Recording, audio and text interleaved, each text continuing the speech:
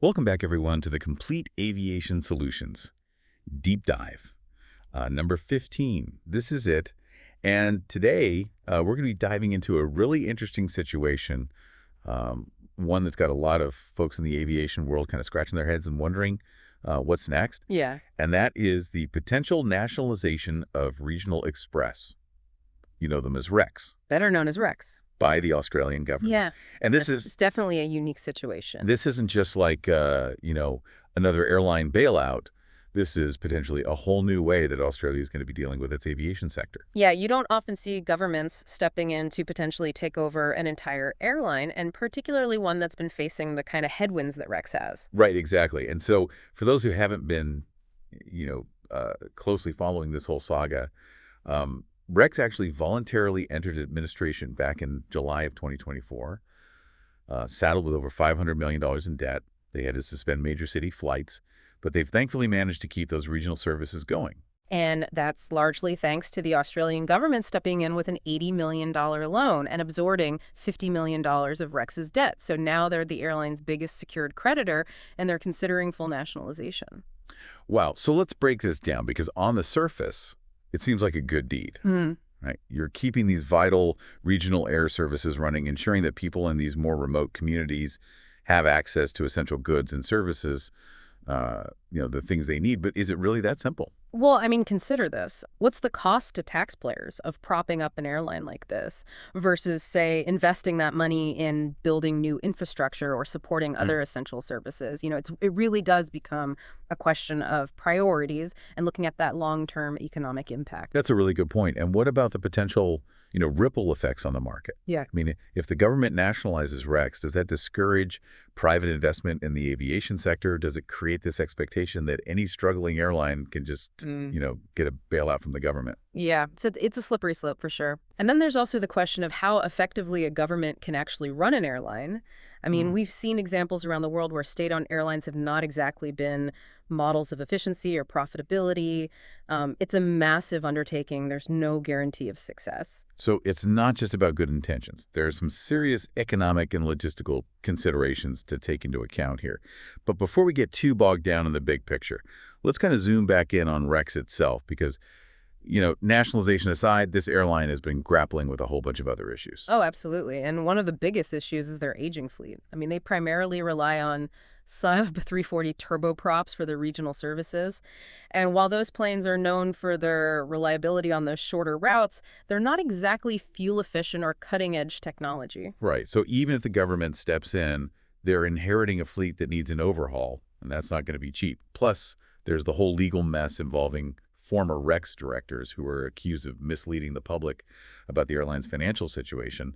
Talk about adding fuel to the fire. Yeah, it's a real tangled web. And these accusations, if they're proven true, could further erode public trust in the airline and just make this whole potential nationalization even more controversial. Yeah. And then you also have the issue of the use it or lose it slot usage requirements at Sydney Airport. Oh, right.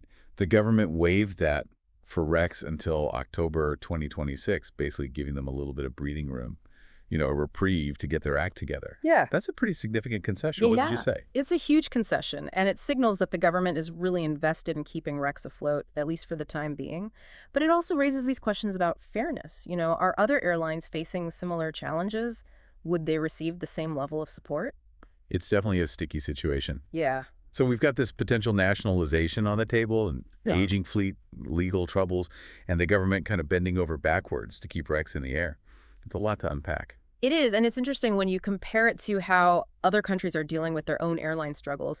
The contrast is even more striking. That's where it gets really interesting, because we've got a couple examples here from Bangladesh and Nigeria that show just how differently governments can approach this whole idea of airline restructuring and intervention. Yeah, for instance, in Bangladesh, the chairman of Bangladesh Airlines has rejected calls to break up the airline, despite facing some criticism. Wow. He argues that the airline is actually doing well. He's citing their in-house maintenance capabilities and recent profits. It's a very different attitude. So he's basically saying, we got this, Yeah, we're good. hands off. And then you've got Australia potentially stepping in as the owner and operator of a whole airline.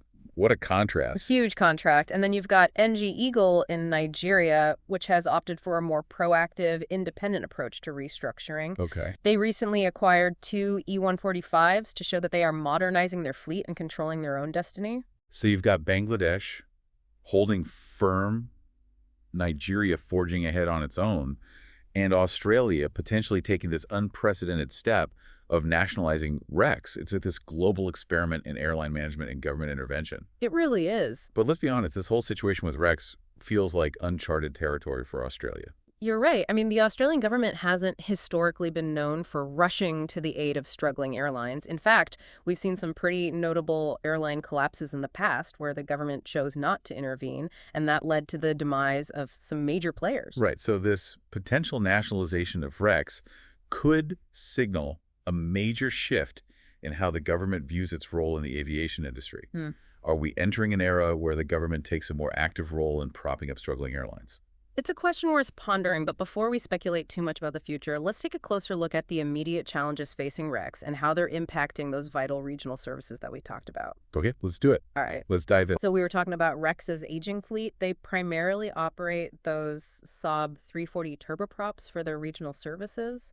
And those aircraft, while reliable, they're not the most fuel efficient. Right, and with rising fuel costs, that's got to be hitting their bottom line pretty hard, especially when you consider they're also dealing with the legal issues, the debts, all of that. How are they even keeping those regional flights running? Yeah, that's where the government support has really been crucial. I mean, that $80 million loan and the debt relief has been a lifeline, allowing them to continue operations. But it is a Band-Aid solution. What Rex really needs for long-term viability is a serious fleet upgrade. So even with government intervention, there are no guarantees. Right. It's a tricky situation. It makes you wonder, are there any successful examples of nationalized airlines that have actually managed to turn things around? Well, there are a few cases where nationalization has worked, but often under very specific circumstances. Sometimes it's about protecting a strategic national asset. Other times it's about ensuring connectivity in those really remote regions.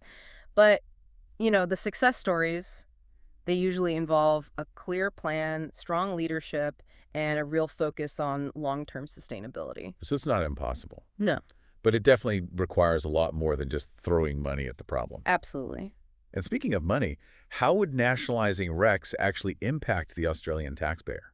I mean, are we talking about like a one-time hit, or is this a potential drain on public funds for years to come? That's the million-dollar question, right? And it really depends heavily on how the government actually manages the airline. If they just absorb Rex's debts and continue operating as usual, it could become a very expensive endeavor for sure.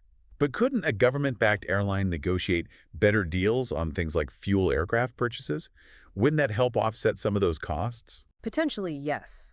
But government procurement processes can also be notoriously slow and bureaucratic. Plus, there's always that risk of political interference, which could lead to decisions that, prioritize short-term gains over that long-term sustainability that we were talking about. It's a tough balancing act. Yeah. You want to support regional communities, ensure those essential air services continue, but you also have to be responsible with taxpayer money. And you don't want to create a situation where the government's constantly bailing out airlines. It makes you wonder, are there any alternatives to nationalization that could achieve those same goals? I mean, there are other options for sure. The government could continue providing financial support to Rex while pushing for a restructuring plan that involves private investors. Okay. Or they could focus on incentivizing other airlines to expand their regional services, create more competition, potentially drive down prices. Those are interesting ideas. So it's not this like black and white situation. Yeah. There are the different paths the government could take, each with its own, set of pros and cons. But ultimately, the decision comes down to what they prioritize, short-term fixes or long-term solutions of political expediency or economic sustainability. Exactly. And it's important to remember this decision goes beyond just Rex itself. This has the potential to shape the entire landscape of regional air travel in Australia. What message does this send to other airlines, to investors, to communities? These are all questions that they need to consider. It's a lot of pressure. It's easy to get lost in the, financial and political debates. But at the end of the day, it's about people. It's about those regional communities that rely on Rex for their connection to the outside world. Their livelihoods, their health care, their ability to stay connected to loved ones. It all hinges on this decision. You're absolutely right. And that's why it's so crucial to have a nuanced discussion to consider all those perspectives from all the stakeholders, weigh the potential consequences very carefully. This isn't just a business decision. This is a decision that will impact the lives of real people. Well said, but it's not just about the communities. It's also about the employees of Rex. Yeah. How are they feeling about all this uncertainty? What are their perspectives on this potential nationalization? That's a great question. After all, they're the ones on the front lines, keeping the airline running. They're the ones facing the most immediate impact. Their voices, their experiences are essential to understanding the full human cost of this situation. Exactly. So we've got financial implications, political debates, economic considerations, and the very real human impact on communities and employees. This Rex saga really does have it all. It does, and it also highlights a global trend. This increasing pressure on airlines to operate efficiently, adapt to these market changes, navigate all these complex regulations. The role of government is being questioned everywhere. And we were talking about contrasting approaches to airline management. Bangladesh's approach is very different from Australia's. Right. The chairman of Biman Bangladesh Airlines is adamant that breaking up their national airline is not the answer. He believes in their operational efficiency, citing recent profitability and their in-house maintenance capabilities. So he's essentially saying, we got this, Yeah. while the Australian government seems less confident in Rex's ability to navigate these challenges on their own. So that raises the question, is this a sign of things to come for the Australian aviation sector? Are we moving towards a more interventionist approach? It's a possibility, and it brings up another interesting point. How does this potential nationalization of Rex compare to previous instances of airline collapses in Australia? Because the government's track record hasn't exactly been one of rushing to the rescue. Yeah, we've seen some pretty major Australian airlines go under in the past, and the government didn't step in with bailouts or nationalization. Then so what's changed? Why this sudden shift in approach? It's hard to say for sure, but there are a few potential factors at play. Maybe the importance of regional connectivity is a bigger priority now than it was in the past. Or perhaps the government is more concerned about the potential economic fallout of a major airline collapse, particularly in this, post-pandemic world where the aviation industry is still recovering. Maybe it's a combination of both. But whatever the reason, this potential nationalization of Rex represents a pretty significant departure from the government's previous hands-off approach. It's a signal that they're willing to take a more active role in shaping the future of the Australian aviation industry.